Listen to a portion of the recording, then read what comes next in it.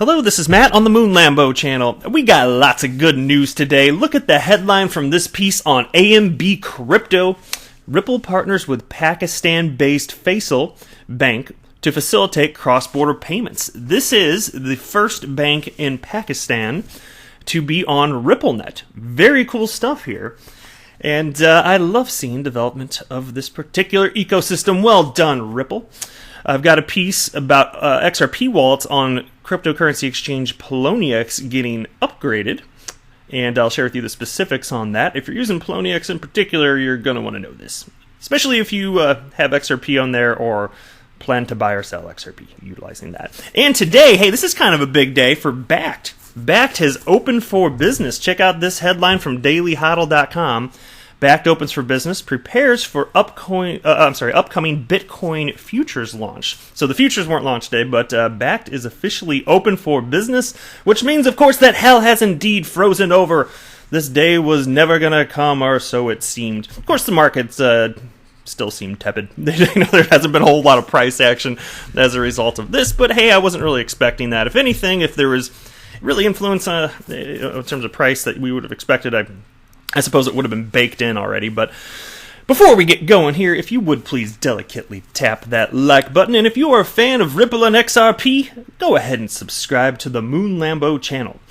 It's a good idea. That's my humble opinion. All right, let's hop into the content here. Now, Ripple has been ignoring all the criticism it has been targeted with by a part of the crypto community, many of whom are worried about XRP's price, by keeping to its business of promoting its technology along with XRP.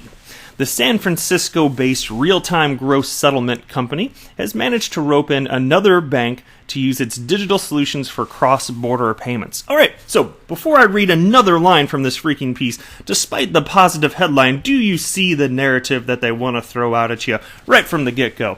Before we read any good news, let's just go ahead and jab. Oh, there's controversy around Ripple and XRP. Where does it come from, though? Bitcoin Maxi Camp, that's where it comes from. The one-size-coin-fits-all concept. Anyway, not going to rain on my parade. Faisal Bank Limited, a Pakistan-based Islamic commercial bank, is the latest feather added to Ripple's hat. Ooh, now that's just clever writing there. The partnership was announced on 6th of September, and was commemorated by a meeting in Karachi in the presence of the bank's president and CEO, Yusuf Hussain. Faisal Bank Limited revealed brief details of the partnership on Twitter. The tweet read, quote, Faisal Bank introduces a digitally enabled solution for its customers through partnering with Ripple. With this partnership, fast, secure, and convenient cross-border payments can be made. The ceremony was held at Karachi under the leadership of Mr. Yusuf Hussain, and CEO FBL. And again, that was from today, so brand new news here. Pakistan has not yet given a green chit, C-H-I-T, lest you think I'm saying something inappropriate, chit, C-H-I-T, for crypto operations in the country. And I don't know why they chose that word, but basically they're saying green light. That's what they're saying in Pakistan. It's not yet given the green light for crypto operations in the country. Okay. However, according to recent reports, the nation is deliberating over regulations and licensing schemes following the FATF meeting. Okay, so although granted there aren't specifics beyond this on the details, you can think about the broader implications of something like this, given that it is the early days of crypto, it is the early days of XRP usage, actual adoption of XRP, and we know that Ripple is targeting certain payment rails, the ones with the highest friction, specifically if you look at where they're building right now, heavily building. With XRapid, you're talking about from the U.S. to the Philippines and the U.S. to Mexico, and you're seeing remittance companies jump on board there. We still don't have official word of specific banks and financial institutions that are jumping on specific corridors using XRapid, but we do know that there are over 20 companies that have signed a production contract with Ripple utilizing XRapid. And so, even as cited in here, Pakistan has, quote, not giving the green chit. I need to start using that word more. Green chit, C-H-I-T, for operations in the country. Okay, fine. But do you really think, big picture, if you can have a better product a better customer experience, at a lower price. If you can utilize a cryptocurrency in ways that fundamentally improve the way money moves around the world, can you imagine how many countries are actually going to outlaw something like that? I'd say it's either going to be zero or close to zero. And it's going to take a long time for this stuff to get all fleshed out, but I like that the general direction that we're seeing countries go, especially the most notable one of late, I think, would be the UK, the FCA, Financial Conduct Authority, citing that XRP has attributes of a utility coin. That's awesome. And then they also are classifying certain coins as exchange coins or straight up securities, which seems perfectly reasonable to me. And so, again, all this has to be fleshed out, but ask yourself, if you're a holder of XRP, where do you think it would be reasonable to go? Rhetorical. I'll tell you where I think it's going, though. I think that in the end, there would be no reason, if there's real utility to be had, for this to not be a green lit. Now, of course, we're talking about, it didn't cite this in this article, but I was reading elsewhere, and presumably it's true that it's, it has to be. What else would it be? It's got to be X current that the bank would be using, which is, of course, the messaging portion of what Ripple software has to offer. But I love seeing that. Some people get so down about this positive news, like, oh my God, it's just another X-Current customer. No. Look, think long term. Please think big picture for just a moment. Every X-Current customer is indeed a potential X-Rapid customer, and you can imagine what that would bode in terms of XRP price long term. And I am not a child. I happen to be a 36-year-old man. I'm grown ass, and I am happy to wait for price action. Right now, it's all speculative, and I'm going to let humans do what they do. I'll let them FOMO in. I'll let them panic sell. And I think since there's utility here, it's my entire investment thesis, XRP is here to stay. And while that's not financial advice whatsoever, that is firmly how I feel. Check out this piece from AMB Crypto. Poloniex announces upgrade of XRP wallets to enhance user experience. Poloniex is planning to upgrade XRP wallets, an upgrade that will result in the suspension of transactions for a short duration of time. This step is deemed important by the exchange for enhancing user experience. With this upgrade, users will no longer be required to deposit 20 XRP as the base reserve for opening an account. Also, the previous number of confirmations required for deposits have been reduced from 12 to 2.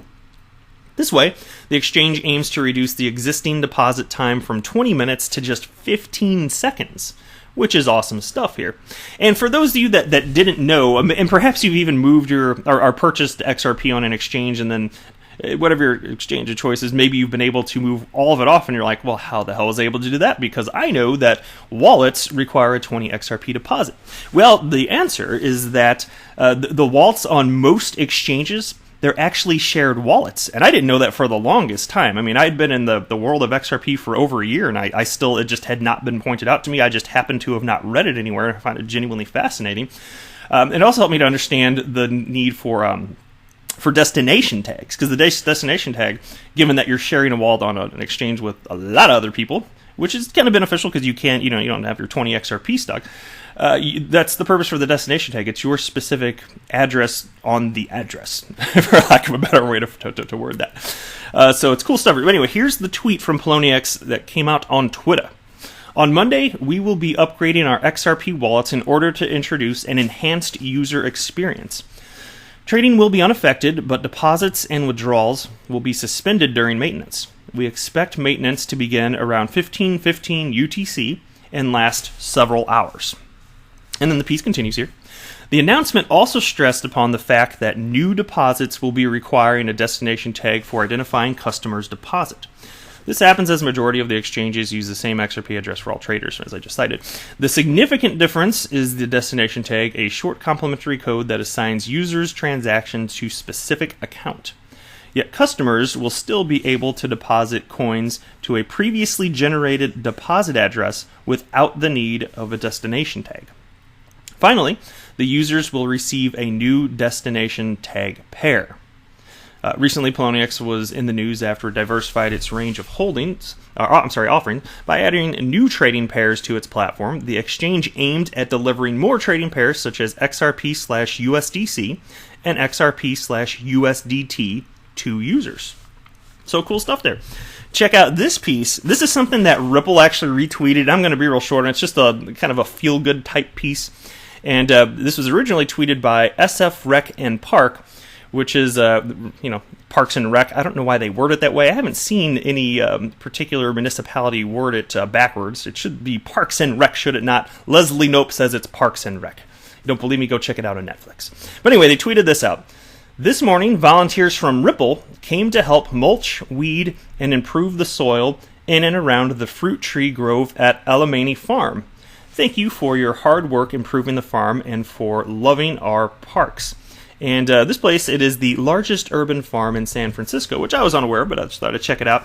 And so I opened up the pictures here, and I was like, do I recognize anyone in the pictures that they posted? And no, I don't. I don't recognize any of them. Do you? I don't know.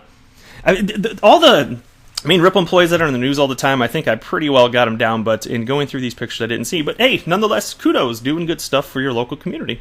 And it's not the first time we've had news along those lines, but specifically this one. Yeah, I haven't heard this yet.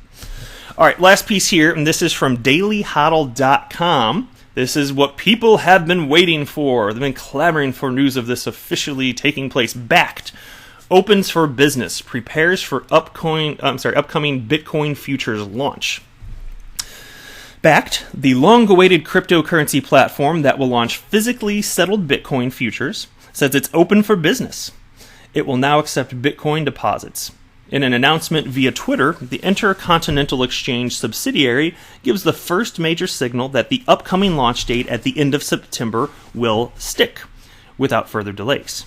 And then check this out. Today, our warehouse, this is the tweet from today. Today, our warehouse opens for customer Bitcoin deposits and withdrawals as we prepare for the Bakkt Bitcoin daily and monthly futures launching September 23rd.